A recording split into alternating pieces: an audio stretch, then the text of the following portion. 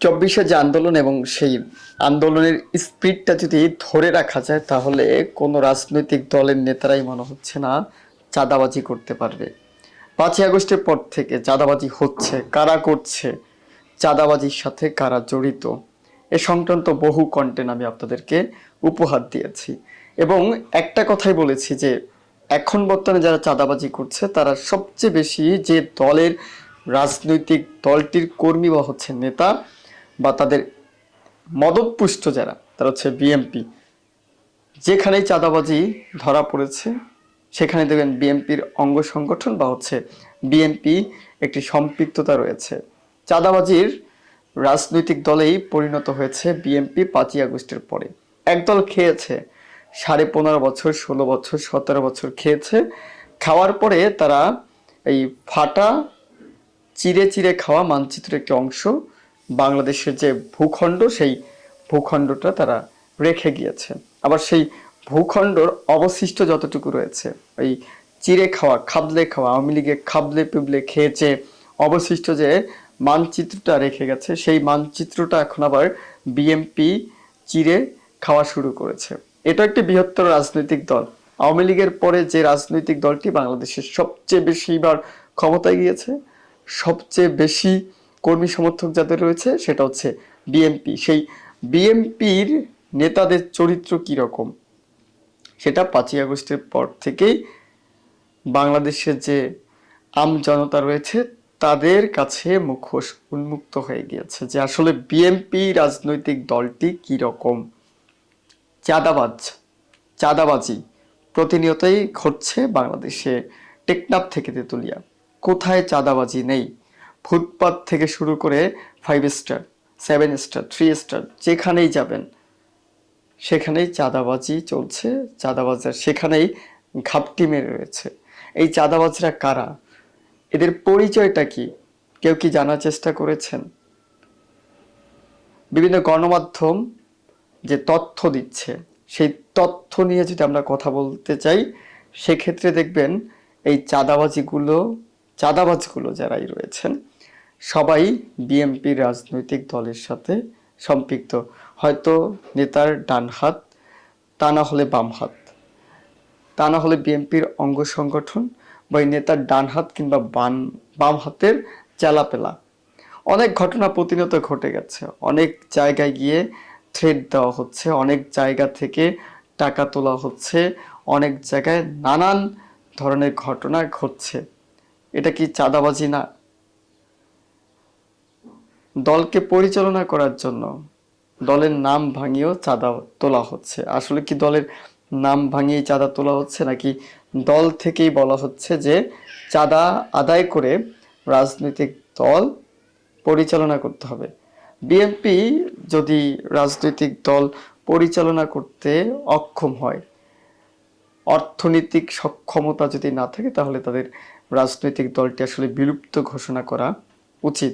তাই বলে যে জনগণের কাছ থেকে চাঁদার মাধ্যমে টাকা আদায় করে রাজনৈতিক দল পরিচালনা করতে হবে এরকম রাজনৈতিক দল বাংলাদেশের মানুষ চায় না।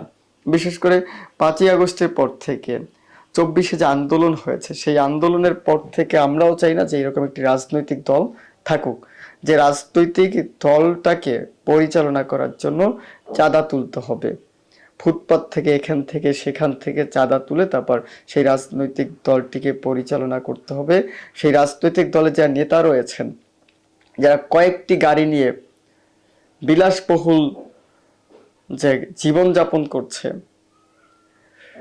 গরিবের কষ্টার্জিত অর্থে যারা লাল বাতি জ্বালিয়ে কয়েক শত গাড়ি নিয়ে 5ই আগস্টের পর থেকে শোডাউন দিয়ে বেড়াচ্ছে, তাদের রাজনীতি করার দরকার নেই। কারণ জনগণের কাছ থেকে চাঁদা আদায় করে তারপরে সেই চাঁদার টাকা দিয়ে আপনারা লাল বাতি জ্বালিয়ে সমস্ত বাংলাদেশ ঘুরে বেড়াবেন, এইরকম রাজনৈতিক দল হয়তোবা বাংলাদেশের জনগণ চায় না। কতক্ষণ বকবক করলাম, এই বকবক করার পিছনে কিছু কারণ রয়েছে এবং সেখানে সাইজ করা হয়েছে। আমরাও চাই যে এভাবেই সাইজ করা হোক। দর্শক, আপনাদেরকে বলতে চাই যেখানেই চাঁদাবাজি দেখবেন, যেখানে চাঁদাবাজদের দেখবেন তার রাজনৈতিক পরিচয় কি সেই পরিচয় শনাক্ত করবেন না, তাকে সেখানেই সবাই মিলে সম্মিলিতভাবে তাকে প্রতিহত করবেন। প্রতিহত করার পরে যদি তার পক্ষ নিয়ে কোনো রাজনৈতিক নেতা আসে, কোনো আইন শৃঙ্খলা রক্ষাকারী বাহিনীর সদস্য আসে, তাহলে তাদেরকেও প্রতিহত করবেন। 5ই আগস্টের যে আন্দোলন হয়েছে, 5ই আগস্টের পরে জুলাই থেকে যে আন্দোলনটা হয়েছে, জুলাই যে বিপ্লব হয়েছে, 24শে আন্দোলন, সেই আন্দোলনের পরে আমরা কোনো ধরনের চাঁদাবাজকে বাংলাদেশে চাই না। পাশাপাশি কোনো দুর্নীতিবাজ যদি সরকারি কর্মকর্তা থাকে, আইন শৃঙ্খলা রক্ষাকারী বাহিনী সদস্য থাকে, যারা চাঁদাবাজির পক্ষ নিয়ে, কোনো রাজনৈতিক দলের পক্ষ নিয়ে যদি কোনো সাধারণ জনগণকে প্রতিহত করতে আসে, তাহলে তার হাত গুড়িয়ে দিবেন। সে প্রশাসনিক পরিচয় কি তার, সে কোথায় রয়েছে, কি এসিডিসি, এটা দেখার টাইম নেই। তাকে সাইজ করবেন সেখানেই। সাইজ করার পরে তারপরে চিন্তা করবেন কি হয়। আমরা 24-এর আন্দোলনের মধ্যে যে নতুন একটি স্বাধীনতা পেয়েছি, 24-এর আন্দোলনের মধ্যে দিয়ে আমরা যে আমাদের বাংলাদেশকে পুনরুদ্ধার করেছি, গণতান্ত্রিক রাষ্ট্র প্রতিষ্ঠা করেছি। আমরা চাই এই রাষ্ট্রে কোনো ধরনের চাঁদাবাজ থাকবে না, কোনো ধরনের সন্ত্রাসী থাকবে না। যেখানেই সন্ত্রাসী কার্যকলাপ চলবে, যেখানেই চাঁদাবাজি চলবে, যেখানেই নারীদেরকে উত্ত্যক্তকারীর সন্ধান মিলবে, সেখানেই তাদেরকে প্রতিহত করার চেষ্টা করবেন। সম্মিলিত প্রচেষ্টায় এদের দমন করা সম্ভব। বাংলাদেশ আমার, আপনার, আমাদের সবার। এজন্য এই বাংলাদেশটাকে রক্ষা করার দায়িত্ব আমাদের। একটু খবরে যাই। এটা সাইজ করা হয়েছে বিএনপির নেতারা এবং বিএনপির অঙ্গ সংগঠনের নেতারা চাঁদা দাবির জন্য গিয়েছে এবং তাদেরকে গণপিটুনি দেওয়া হয়েছে। শুধু এক জায়গায় না, আমরা শুনতে চাই, আমরা জানতে চাই, যেখানেই চাঁদাবাজরা উপস্থিত হবে, চাঁদা আদায়ের জন্য কথা বলবে বা চাঁদা চাবে, আকার ইঙ্গিতে বোঝানোর চেষ্টা করবে, আপনার পার্শ্ববর্তী যারা রয়েছে তাদেরকে বলে সেখানেই তাদেরকে সাইজ করবেন, গণপিটুনি দিবেন। যেমন এখানে গণধোলাই দেওয়া হয়েছে যুবদল এবং কৃষক দলের নেতা, 3 নেতাকে, ঠিক এইরকমই কি করবেন আপনারা, গণধোলাই দিবেন। গণধোলাই দেওয়ার পরে আপনার পার্শ্ববর্তী যে থানা রয়েছে সেই থানায় সোপর্দ করবেন। কত বড় সাহস! একটি বৃহত্তর আন্দোলন হয়েছে, বাংলাদেশটাকে নতুনভাবে আমরা সাজানোর চেষ্টা করছি। নতুন একটি বাংলাদেশ যেখানে সন্ত্রাস, চাঁদাবাজি, ধর্ষণ, গুম, হত্যা এবং স্বৈরাচারী মুক্ত একটি রাষ্ট্র চাই। সেখানে আবার নতুনভাবে একদল উঠে এসেছে, তারা চাঁদাবাজি করছে, ধর্ষণ করছে, হত্যাযজ্ঞ চালাচ্ছে, ভয় ভীতি দেখাচ্ছে, জনমনে আতঙ্ক সৃষ্টি করছে। যেভাবে স্বৈরাচারকে আমরা বিতাড়িত করেছি, সেভাবে আমরা চাঁদাবাজদেরকেও বিতাড়িত করব। সে যে কোনো রাজনৈতিক দলের হোক না কেন, জামাতের হলে তাদেরকেও প্রতিহত করতে হবে, গণ অধিকার পরিষদের হলে তাদেরকেও প্রতিহত করতে হবে, এবি পার্টির হলে তাদেরকেও প্রতিহত করতে হবে। যদি 24-এর আন্দোলনে যে আন্দোলনের পক্ষের যে রাজনৈতিক একটি দল, 24-এর আন্দোলন স্পিডের যে রাজনৈতিক দল এনসিপি, জাতীয় নাগরিক পার্টি, তাদেরও যদি কোনো নেতা হয়ে থাকে এবং সে যদি হয় কেন্দ্রীয় নেতা, উদাহরণস্বরূপ বলতে চাই, যদি হাসানাত আব্দুল্লাহ হয়, সার্জিস আলমের মতো হয়, নাহিদের মতো কেউ হয়, তারাও যদি চাঁদা আদায় করতে যায়, তারাও যদি চাঁদা চায়, তারাও যদি হত্যাযজ্ঞের সাথে লিপ্ত হয়, তারাও যদি স্বৈরাচারী হয়, তাহলে তাদেরকেও প্রতিহত করতে হবে। প্রতিহত করার ক্ষেত্রে যেহেতু বাংলাদেশ আমার, আপনার, আমাদের সবার, সেক্ষেত্রে আমাদের প্রত্যেকটা ব্যক্তির নৈতিক দায়িত্ব কিভাবে বাংলাদেশের মানুষকে নিরাপত্তায় রাখা যায়, কিভাবে বাংলাদেশে শৃঙ্খলা বজায় রাখা যায়, কিভাবে সন্ত্রাস, চাঁদাবাজি, লুটোরাজ, অর্থ পাচারকারী, ধর্ষণমুক্ত বাংলাদেশ করা যায়, দুর্নীতিমুক্ত বাংলাদেশ করা যায়, সেই প্রত্যাশা আমাদের সবার রয়েছে, আকাঙ্ক্ষা আমাদের সবার রয়েছে, ইচ্ছাও সবার রয়েছে এবং প্রতিহত আমাদের সবারই একাত্রিত করতে হবে। খবরের হেডলাইনটা একটু দেখেন, কত চমৎকারভাবে সাইজ করা হয়েছে। যেমন বললাম, শুধু বিএনপি না, যে কোনো রাজনৈতিক দলের নেতা, কর্মী, সমর্থক যারাই চাঁদা চাইতে আসবে, শুধু যে রাজনৈতিক দল তা না, রাজনৈতিক দল ছাড়াও টোকাই শ্রেণী বলেন, যে কেউ চাঁদা চাইতে এলে তাদেরকে প্রতিহত করবেন, শক্ততে দমন করেন। ঠিক এই খবরটায় যেভাবে দমন করা হয়েছে, ঠিক সেইভাবেই দমন করবেন। একটু খবরে যেতে চাই, আপনাদেরকে জানাতে চাই, চাঁদা চাইতে গিয়ে গণপিটুনির শিকার যুবদল কৃষক দলের 3 নেতা।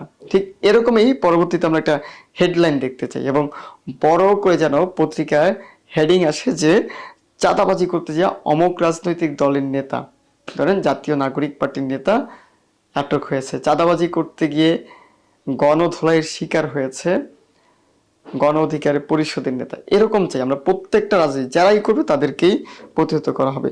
সিরাজগঞ্জের রায়গঞ্জে পুকুর খননকারীর কাছে চাঁদা চাইতে গেলে যুবদল ও কৃষক দলের নেতা 3 নেতাকে আটকে রেখে বিক্ষুব্ধ জনতা গণপিটুনি দিয়েছেন বলে অভিযোগ পাওয়া গেছে। এ সংক্রান্ত কয়েকটি ভিডিও সামাজিক যোগাযোগ মাধ্যমে ছড়িয়ে পড়েছে। শুক্রবার বিকেলে উপজেলার ধুবিল ইউনিয়নের নইপাড়া এলাকায় ঘটনা বলে জানা সলঙ্গা থানার ওসি হুমায়ুন কবির। আহতরা হলেন সলঙ্গা থানা যুবদলের যুগ্ম আহ্বায়ক আব্দুল মমিন, সদস্য রুকনুজ্জামান ও সলঙ্গা থানা কৃষক দলের সদস্য সচিব সোভান আলী। ভিডিওতে দেখা যায় বেশ কিছু বিক্ষুব্ধ নারী পুরুষ ওদের নেতাকে আটকে রেখে মারধর করছেন। স্থানীয় শহীদুল ইসলাম ও আরব আলী জানান, বিকেলে 3 থেকে 4টি মোটরসাইকেলে 8 থেকে 9 জন লোক নই পাড়ায় এসে গ্রামের পুকুর খননকারী শহীদুল ইসলামের কাছে চাঁদা দাবি করেন। চাঁদা দাবি করায় 2 গ্রুপের কথা কাটাকাটি এক পর্যায়ে বিক্ষুব্ধ নারী পুরুষ তাদের 3 জনকে আটকে রেখে পিটুনি দেন, বাকিরা পালিয়ে যায়। উত্তেজিত লোকজন তাদের 3 থেকে 4টি মোটরসাইকেল ভাঙচুর করে। ধুলবেল ইউনিয়ন সাধারণ সম্পাদক শহীদুল ইসলাম হাবু জানান, নইপাড়া গ্রামে আমাদের দলীয় ছেলেদেরকে পূর্ব পরিকল্পিত অন্যায়ভাবে হেনস্থ করা হয়েছে। চাঁদা দাবি করতে গিয়েছেন এবং তাদেরকে গণপিটুনি দেওয়া হয়েছে। এখন আবার নেতা যারা একদম দায়িত্বশীল নেতা তারা বলছে যে পূর্ব পরিকল্পিতভাবে নাকি তাদেরকে সাইজ করা হয়েছে। আসলে কি তাদের পূর্ব পরিকল্পিত হয়ে সাইজ করা হয়েছে নাকি তারা চাঁদা চাইতে গিয়েই সাইজ হয়েছে? আপনাদের কি ধারণা, আপনাদের কি মনে হয়? ভালো থাকবেন, সুস্থ থাকবেন, শুভকামনা।